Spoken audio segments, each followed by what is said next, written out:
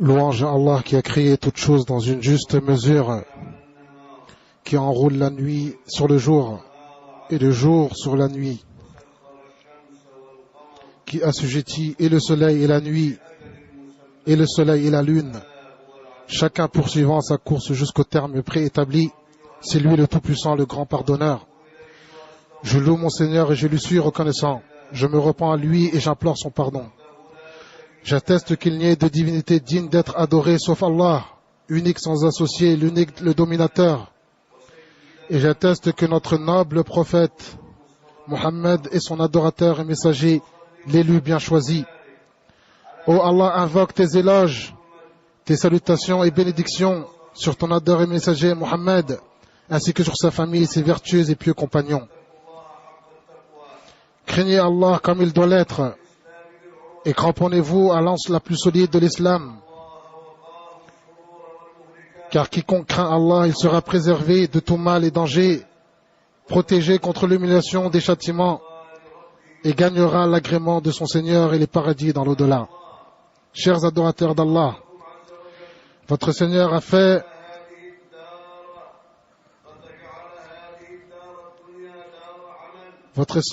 de ce bas monde un monde d'ouvrage. Chacun y a un terme fixé. Et a fait de l'au-delà un monde de rétribution selon les actes accomplis dans ce monde. La bonne rétribution pour la bonne action et la mauvaise pour la mauvaise. Allah le Très-Haut a dit dans le sens du verset, à Allah appartient tout ce qui est dans les cieux et tout ce qui est sur terre, de sorte qu'il sanctionne les actes des malfaiteurs et rétribue par de belles récompenses les bienfaiteurs. Il dit aussi dans le sens du verset, nous avons fait de ce qui est sur terre une parure pour elle, afin d'éprouver ses habitants et de reconnaître qu'il parmi eux accomplira les meilleures œuvres. Allah a aidé les gens pour ceux dont ils ont été créés, de par toutes ces créatures qu'il a assujetties pour eux, et par tous les moyens qu'il a mis à leur disposition. Allah le Très-Haut dit dans le sens du verset, ne voyez-vous pas qu'Allah a mis à votre disposition tout ce qui est dans les cieux et tout ce qui est sur terre, qu'il vous a comblé de ses bienfaits aussi bien manifestes que cachés. Le Très-Haut dit dans le sens du verset, en effet c'est Allah qui a mis la mer à votre service pour que les vaisseaux la sillonnent selon son ordre et que vous cherchez à profiter de ses bienfaits, peut-être vous serez-vous reconnaissant. Il a également mis à votre service tout ce qui est dans les cieux et tout ce qui est sur terre. Tout cela est une faveur de là, une faveur de lui. Il y a là des signes pour ceux qui savent réfléchir. Il dit dans le sens du verset aussi, il a mis les cours d'eau à votre service. Pour vous, il a créé aussi le soleil et la lune, assujettis à une rotation invariable, comme il a créé pour votre commodité la nuit et le jour. De tout ce qu'il vous a demandé, il vous a donné. Si vous cherchez à ignorer les bienfaits d'Allah, vous ne sauriez en faire l'inventaire. En vérité, l'homme est par nature injuste et ingrat.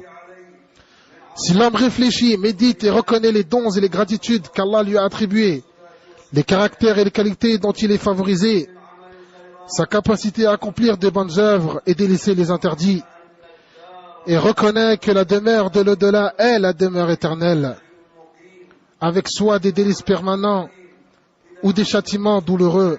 Si l'homme reconnaît tout cela, alors il prendra soin et fera attention à son temps. Il occupera sa durée de vie dans l'accomplissement de bonnes œuvres et améliorera sa vie par la pratique de la religion de l'islam, afin que sa vie ici-bas soit meilleure pour lui et sa descendance, et qu'il acquiert une honorable fin.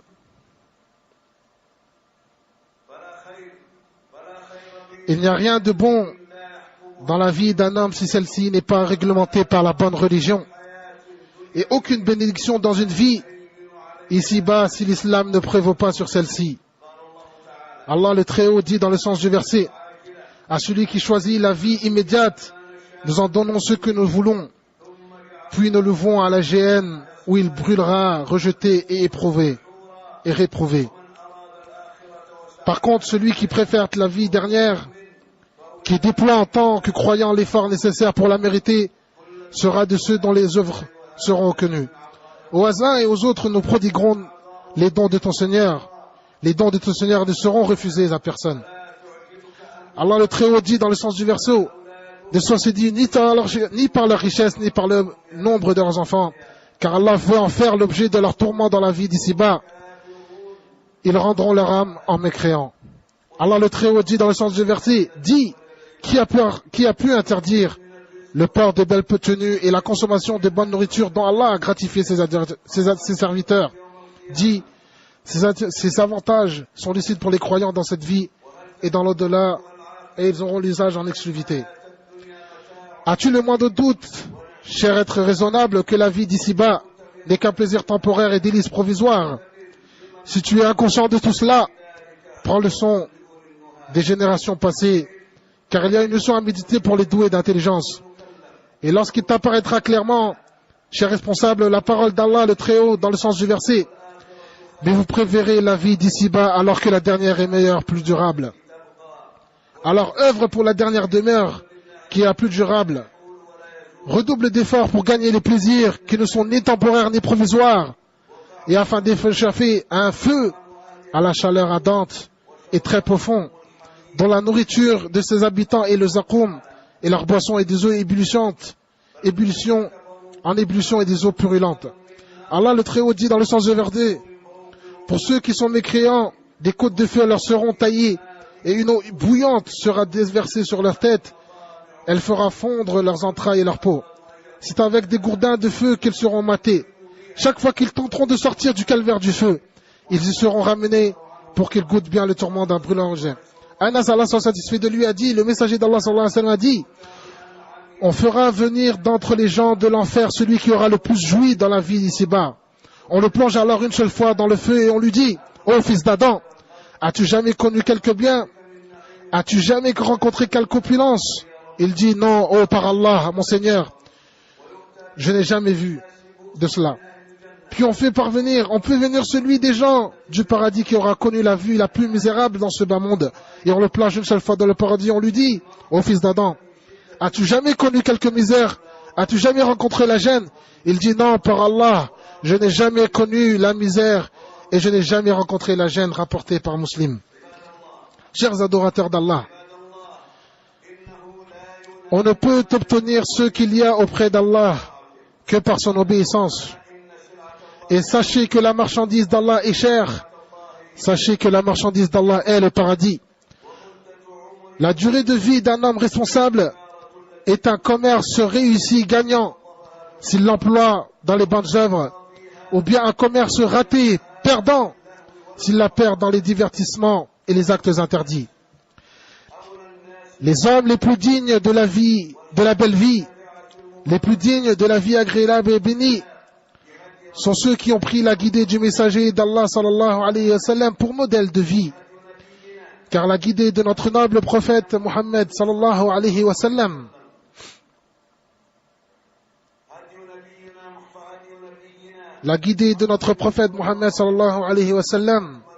est la plus parfaite des guidées, comme le disait le prophète sallallahu alayhi wa sallam dans ses sermons. Le livre d'Allah est la meilleure des paroles. La guidée de Muhammad sallallahu alayhi wa sallam est la meilleure des guidées. La pire des choses dans la religion sont les nouveautés, et toutes les innovations sont un irrégam, rapporté par Muslim selon un hadith de Jabir. Qui comprend la guidée de notre noble messager sallallahu alayhi wa sallam pour modèle dans sa vie, a certes obtenu tous les biens et gagné les paradis du délice. Mais celui qui manque la guidée du prophète sallallahu alayhi wa sallam sera privé de tout bonheur. Et celui qui manque partiellement à sa guidée sera en manque de bonheur en fonction de ceux qui leur a manqué de la guidée du prophète sallallahu alayhi wa sallam. Certains compagnons ont dit qu'Allah soit satisfait d'eux. Nous enseignons à nos enfants la biographie du prophète sallallahu alayhi wa sallam comme nous leur enseignons le noble Coran. Leur objectif en cela, prendre le prophète sallallahu alayhi wa sallam pour modèle. Et ils ont bien atteint leur objectif, car ils ont formé la meilleure communauté pour les hommes. Si chaque musulman observe sa situation vis-à-vis de la mise en œuvre de la sunna du messager d'Allah sallallahu alayhi wa sallam et de l'application de sa guidée dans l'adoration, dans le comportement, dans la sincérité, dans le soutien de la religion et la droiture en toutes circonstances, il saurait à quel point il a négligé les bonnes œuvres afin de pouvoir y remédier par l'aide d'Allah subhanahu wa ta'ala et de rétablir sa situation sur le droit chemin.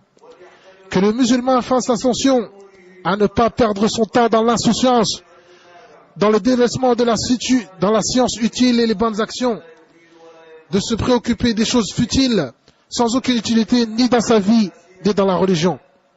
Particulièrement les jeunes qui ont le plus besoin de tout ce qui pourrait préserver leur religion, leur comportement et leur innocence, et faire attention à leur avenir et leur bonheur. Car chaque étape de la vie, car chaque étape de la vie de l'homme est affectée par la précédente. La chose la plus préjudiciable à l'homme, particulièrement les jeunes, c'est de suivre les sites internet nuisibles qui bannissent les bons comportements de l'islam et d'être affectés par cela. De lire les livres blasphématoires et de dépravation, de prendre pour compagnons les malfaiteurs, ceux qui suivent leur passion et qui commettent des actes immoraux, de perdre son temps avec les feuilletons télévisés qui détournent du bien et embellissent le mal et les interdits. Parmi les mauvaises habitudes, il y a le fait de veiller et ne pas dormir de la nuit, puis de passer la journée à dormir. Cette mauvaise habitude change la nature de tous ceux qui s'y habituent, notamment durant les temps libres. Celui qui s'habitue à ce mode de vie, sa productivité sera faible et il trébuchera durant ses études. Souvent, les jeunes interrompent leurs études à cause de ce mode de vie. Les maladies physiques et psychiatriques les affectent. Le comportement de ceux qui continuent à suivre ce mode de vie se gâte. Leur patience et leur endurance diminuent. Plusieurs défauts apparaissent durant l'accomplissement de leur fonction. La domination du shaitan se renforce sur eux, car Satan a une emprise sur l'homme pendant la nuit qu'il n'a pas durant la journée. Dormir la journée au lieu de la nuit est une porte de vie et des intérêts. De veiller peut aussi conduire à la drogue et à la déviation comportementale. Les problèmes des jeunes sont nombreux, mais leur traitement se trouve dans l'attachement à la guidée de notre noble prophète Mohammed sallallahu alayhi wa sallam. Les parents, les enseignants et les personnes intelligentes de la société doivent être des modèles exemplaires pour les jeunes et surtout les enfants, car ils ont le pouvoir uniquement d'imiter ce qu'ils voient et n'ont pas la capacité à faire de comparaison et de consulter la biographie des pieux prédécesseurs. D'aider chaque personne à suivre le droit chemin est une chose ordonnée par Allah subhanahu wa ta'ala et recommandée par son messager sallallahu alayhi wa sallam. Le prophète sallallahu alayhi wa sallam dit: les croyants dans leur affection et dans leur miséricorde qu'ils se portent mutuellement sont comparables à un seul corps. Lorsqu'un membre est affecté, c'est l'ensemble du corps qui ressent la douleur et sans fièvre. Allah le Très-Haut dit: ô vieux qui avez cru, craignez Allah comme il se doit et ne mourrez en autre religion que l'islam. Cramponnez-vous à tous et attachez-vous à l'islam et à la religion. Nous demandons la bénédiction d'Allah subhanahu wa ta'ala. À nous et à tous sur ceux qui interdit. Je demande pardon et j'implore son pardon pour moi et ainsi que pour vous. Faites-en autant, il est grand pardonneur et très miséricordieux.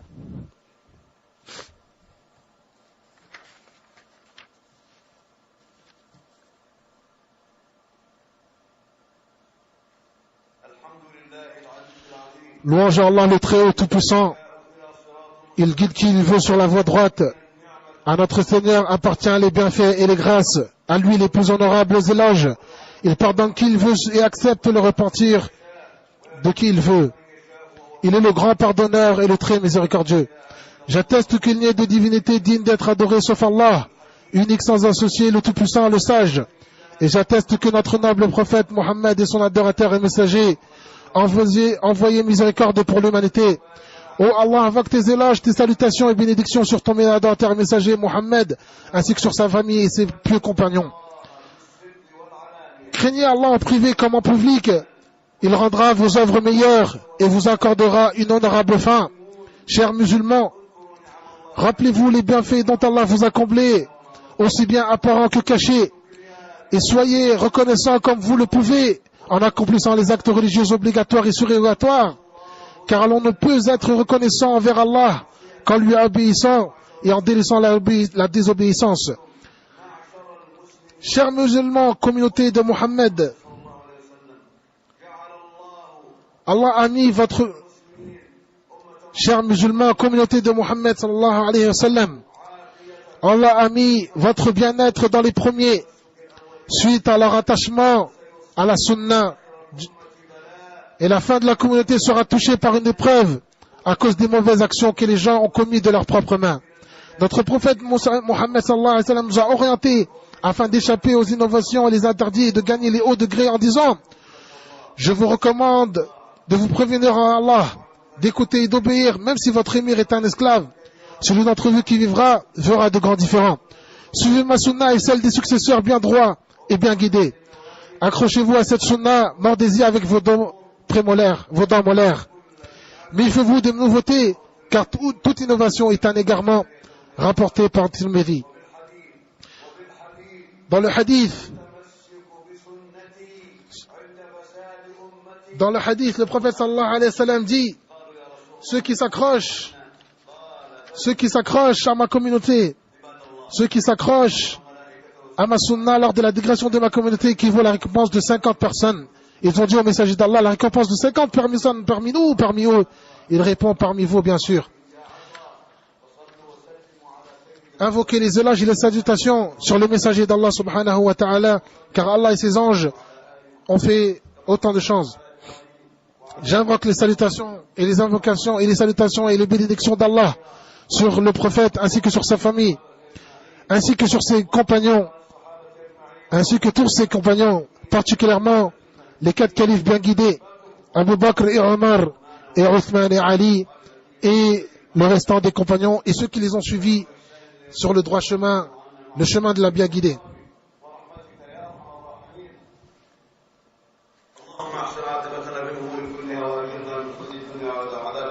Amen. Amen. Amen. آمين.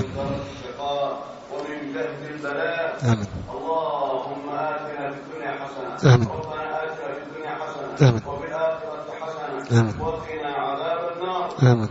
اللهم إنا نسألك